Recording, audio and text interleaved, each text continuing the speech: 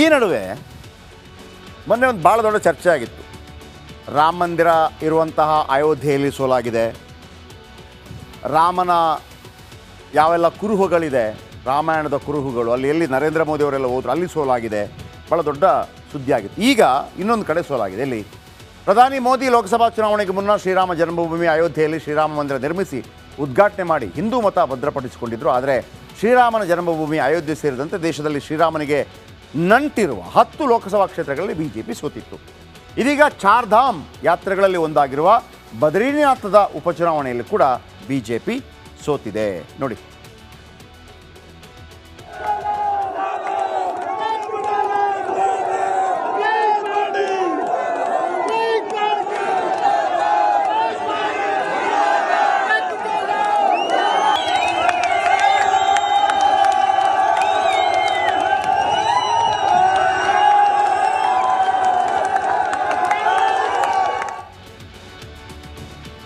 ಈಗ ಕಾಂಗ್ರೆಸ್ ಅಥವಾ ಇಂಡಿ ಕೂಟ ಇದು ನೋಡಿ ಅವತ್ತಿಂದ ಹೇಳ್ತಾ ಇದೆ. ಇದು ನೋಡಿ, ಶ್ರೀರಾಮ ಪಾಠ ಕಲಿಸಿದ್ದಾರೆ ನಿಮಗೆ ಬಿ ಜೆ ಪಿಯವರಿಗೆ. ಇದೆಲ್ಲ ರಾಮ ಹೇಳಿರೋದು, ರಾಮನೇ ಪಾಠ ಕಲಿಸಿರೋದು ಅಂತ ಹೇಳ್ತಾ ಇದ್ದಾರೆ. ಎಲ್ಲೆಲ್ಲಿ ಸೋಲಾಗಿದೆ ನೋಡಿ. ಅಯೋಧ್ಯೆ ಶ್ರೀರಾಮ ಜನ್ಮಭೂಮಿ, ಭವ್ಯ ಶ್ರೀರಾಮ ಮಂದಿರ ನಿರ್ಮಾಣ ಆಗಿದೆ ಅಲ್ಲಿ. ಆದರೂ ಅಯೋಧ್ಯೆ ಫೈಜಾಬಾದ್ನಲ್ಲಿ ಲೋಕಸಭೆಯಲ್ಲಿ ಸೋಲಾಗಿದೆ. ಇನ್ನು ಚಿತ್ರಕೂಟ, ಶ್ರೀರಾಮನ ವನವಾಸ ಕಾಲದಲ್ಲಿ 11 ವರ್ಷ ಚಿತ್ರಕೂಟದಲ್ಲಿ ನೆಲೆಸಿದ್ರು ರಾಮ, ಅಲ್ಲೂ ಕೂಡ ಸೋಲಾಗಿದೆ ಲೋಕಸಭಾ ಚುನಾವಣೆಯಲ್ಲಿ. ಇನ್ನು ಬಂಡಾ ಲೋಕಸಭಾ ಕ್ಷೇತ್ರದಲ್ಲಿ ಬಿಜೆಪಿಗೆ ಸೋಲಾಗಿದೆ. ಸೀತಾಪುರ, ಸೀತಾಮಾತೆ ತೀರ್ಥಯಾತ್ರೆ ನಡೆಸಿದ ಪವಿತ್ರ ಸ್ಥಳ ಅಂತ ನಂಬಿಕೆ, ಸೀತಾಪುರ ಲೋಕಸಭೆಯಲ್ಲೂ ಕೂಡ ಬಿಜೆಪಿಗೆ ಸೋಲಾಗಿದೆ. ಆಮೇಲೆ ಬಸ್ತಿ, ಶ್ರೀರಾಮನ ಗುರು ವಸಿಷ್ಠ ಮಹರ್ಷಿಗಳ ಕರ್ಮಭೂಮಿ, ಬಸ್ತಿಯಲ್ಲೂ ಕೂಡ ಹೀನಾಯ ಸೋಲು ಕಂಡ ಕೇಸರಿ ಸೇನೆ. ಸುಲ್ತಾನ್ಪುರ, ಶ್ರೀರಾಮನ ಪುತ್ರ ಕುಶ ಜನಿಸಿದ ಸ್ಥಳ, ಸುಲ್ತಾನ್ಪುರದಲ್ಲೂ ಕೂಡ ಸೋಲು ಕಂಡಿದೆ ಬಿಜೆಪಿ ಮೊನ್ನೆ ನಡೆದ ಲೋಕಸಭಾ ಚುನಾವಣೆ. ಪ್ರಯಾಗ್ರಾಜ್, ವನವಾಸಕ್ಕೆ ಅಲಹಾಬಾದ್ ಅಂತಿತ್ತು, ವನವಾಸಕ್ಕೆ ಹೋಗೋ ಮುನ್ನ ಕೆಲ ಕಾಲ ಇಲ್ಲಿ ತಂಗಿದ್ರು. ಸೀತೆ ಲಕ್ಷ್ಮಣನ ಜೊತೆಗೆ ಅಲ್ಪ ಕಾಲ ತಂಗಿದ್ದ ಸ್ಥಳ ರಾಮ. ಪ್ರಯಾಗ್ರಾಜ್ ಲೋಕಸಭೆಯಲ್ಲೂ ಕೂಡ ಬಿಜೆಪಿಗೆ ಸೋಲಾಗಿದೆ. ರಾಮ್ಟೆಕ್, ವನವಾಸದ ವೇಳೆ ಶ್ರೀರಾಮ ವಿಶ್ರಾಂತಿ ಪಡೆದ ಸ್ಥಳ ಇದು. ರಾಮ್ಟೆಕ್ ಎಸ್ಸಿ ಕ್ಷೇತ್ರ, ಇಲ್ಲೂ ಕೂಡ ಬಿಜೆಪಿಗೆ ಸೋಲಾಗಿದೆ. ನಾಸಿಕ್ ಅಂದರೆ ಒಂದು ನಂಬಿಕೆ, ಲಕ್ಷ್ಮಣ ಶೂರ್ಪಣಕಿಯ ಮೂಗು ಕತ್ತರಿಸಿದ ಜಾಗ ಅಂತೇಳಿ, ಹಾಗಾಗಿ ನಾಸಿಕ್ ಅಲ್ಲೂ ಸೋಲಾಗಿದೆ. ನಾಸಿಕ್ ಲೋಕಸಭೆಯಲ್ಲೂ ಬಿಜೆಪಿಗೆ ಸೋಲಾಗಿದೆ. ಆಮೇಲೆ ಕೊಪ್ಪಳ, ಶ್ರೀರಾಮನ ಬಂಟ ಹನುಮಂತ ಜನಿಸಿದ ಕರ್ನಾಟಕದ ಅಂಜನಾದ್ರಿ, ಅಲ್ಲೂ ಕೂಡ ಅಂಜನಾದ್ರಿ ಬೆಟ್ಟ ಹೊಂದಿರುವ ಕ್ಷೇತ್ರ ಕೊಪ್ಪಳದಲ್ಲಿ ಸೋಲಾಗಿದೆ. ರಾಮೇಶ್ವರಂ, ಶ್ರೀರಾಮ ಸೀತೆಯನ್ನು ಹುಡುಕಿ ಲಂಕಾದತ್ತ ಹೊರಟ ಅಲ್ಲೇ ಪೂಜೆ ಮಾಡಿರ್ತಾರೆ, ಅಲ್ಲೂ ಕೂಡ ಸೋಲಾಗಿದೆ. ಅದಕ್ಕೂ ಮುನ್ನ ರಾಮೇಶ್ವರಮಲ್ಲಿ ಶಿವಲಿಂಗ ಸ್ಥಾಪನೆ ಮಾಡಿರ್ತಾನೆ, ರಾಮೇಶ್ವರಂನಲ್ಲೂ ಕೂಡ ಬಿಜೆಪಿಗೆ ಸೋಲಾಗಿದೆ. ಆ್ಯಂಡ್ ಇದೀಗ ಬದ್ರಿನಾಥ್, 4 ಪವಿತ್ರ ಯಾತ್ರಾಧಾಮ, ಚಾರ್ಧಾಮ್ಗಳಲ್ಲಿ ಒಂದು, ಭಗವಾನ್ ವಿಷ್ಣುವಿಗೆ ಸಂಬಂಧಪಟ್ಟ ಮುಖ್ಯ ಸ್ಥಳ ಇದು. ಉತ್ತರಾಖಂಡ್ನ ಬದ್ರಿನಾಥ ಬೈ ಎಲೆಕ್ಷನಲ್ಲಿ ಬಿಜೆಪಿಗೆ ಸೋಲಾಗಿದೆ. ಇದೆಲ್ಲ ಏನು ಬಿಜೆಪಿಗೆ ಸೋಲಾಯಿತು ಅಂತ ಇಂಡಿ ಮೈತ್ರಿಕೂಟ ಹೇಳಿದಾಗ ಸುಧಾಂಶು ತ್ರಿವೇದಿ ಒಂದು ಮಾತನ್ನು ಹೇಳಿದರು. ಹೌದೌದು, ಇದು ಸೋಲಾಗಿದ್ದು ಯಾಕೆ ಗೊತ್ತಾ? ಬಿಜೆಪಿಗೆ ಸೋಲಾಗಿದ್ದಲ್ಲ, ಇದು ಕಾಂಗ್ರೆಸ್ಗೆ ರಾಮ ಪಾಠ ಕಲಿಸಿದ್ದು ಅವ್ರು ಹೇಳಿದರು. ಹೆಂಗೆ? ನೀವು ರಾಮನ ಅಸ್ತಿತ್ವ ಇಲ್ಲ ಅಂತ ಹೇಳ್ತಾ ಇದ್ರಿ, ರಾಮಾಯಣ ನಡೆದಿಲ್ಲ ಅಂತ ಹೇಳಿದ್ರಿ. ಈಗ ನೋಡಿ, ರಾಮ ಇದ್ದ ಕಡೆ ನಿಮ್ಗೆ ಸೋಲಾಗಿದೆ, ರಾಮ ಇದ್ದ ಕಡೆ ನಿಮ್ಗೆ ಸೋಲಾಗಿದೆ ಅಂಥೇಳಿ ನೀವು ರಾಮ ಇದ್ದ ಅಂಥೇಳಿ ಒಪ್ಕೊಂಡ್ರಿ ಅಂತೇಳಿ ಅದಕ್ಕೊಂದು ಟಾಂಗ್ ಕೊಟ್ಟಿದ್ರು. ಇದು ಬಿ ಜೆ ಪಿಯ ಸೋಲು.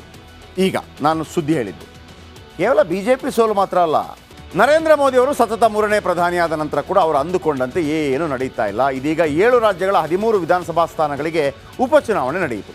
ಅದರಲ್ಲಿ ಬಿಜೆಪಿಗೆ ಭಾರಿ ಹಿನ್ನಡೆಯಾಗಿದೆ. 10ರಲ್ಲಿ ಇಂಡಿ ಕೂಟದ ಅಭ್ಯರ್ಥಿಗಳು ಗೆದ್ದರೆ 2ರಲ್ಲಿ ಮಾತ್ರ ಬಿಜೆಪಿ ಜಯಗಳಿಸಿದೆ, 1ರಲ್ಲಿ ಪಕ್ಷೇತರರು ಜಯಗಳಿಸಿದ್ದಾರೆ. 13 ಕ್ಷೇತ್ರಗಳಿಗೆ ಉಪಚುನಾವಣೆ ಬೇರೆ ರಾಜ್ಯದ್ದು.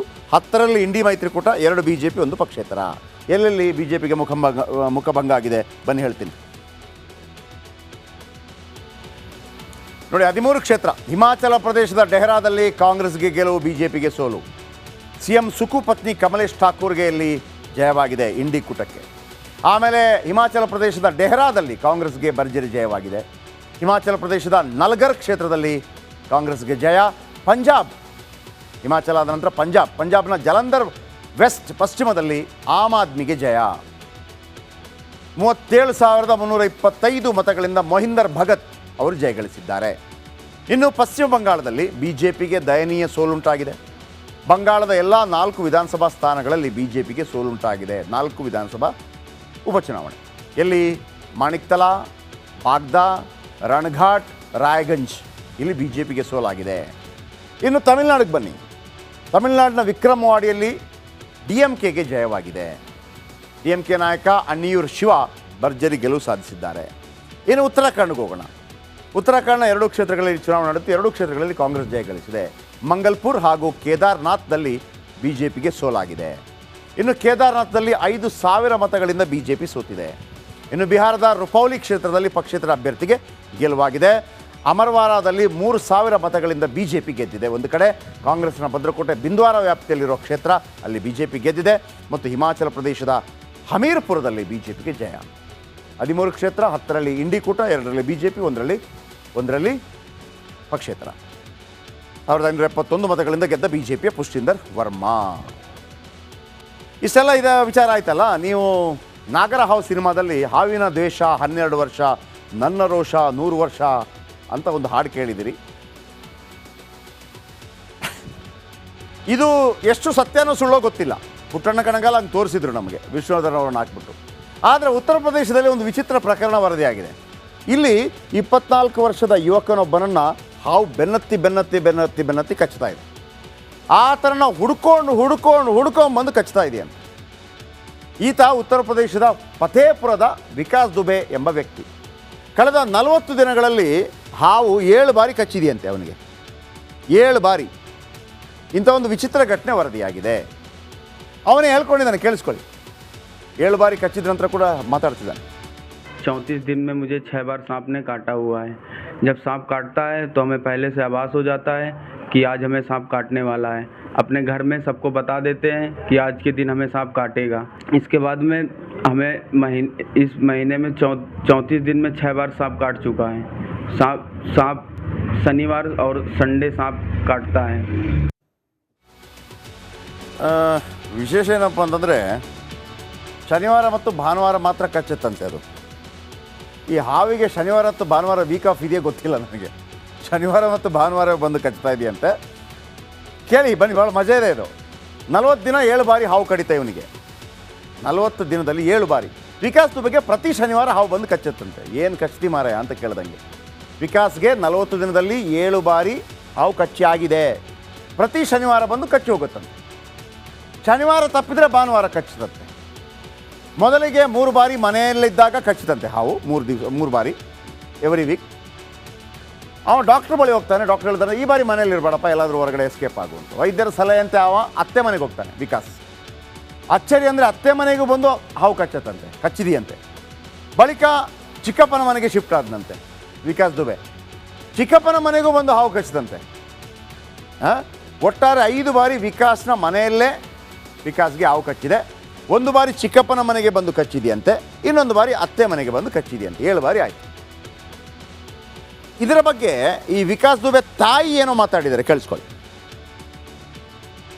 उसको आँख फड़कती उसको दिखाई देने समझ में आ जाता है कि मुझको आज सांप काटेगा।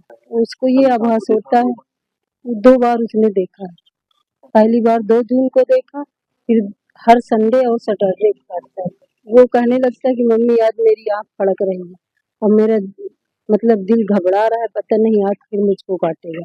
अब 2, 3, 4 घंटे पहले ही उसको आभास होता है और फिर वो काट लेता है।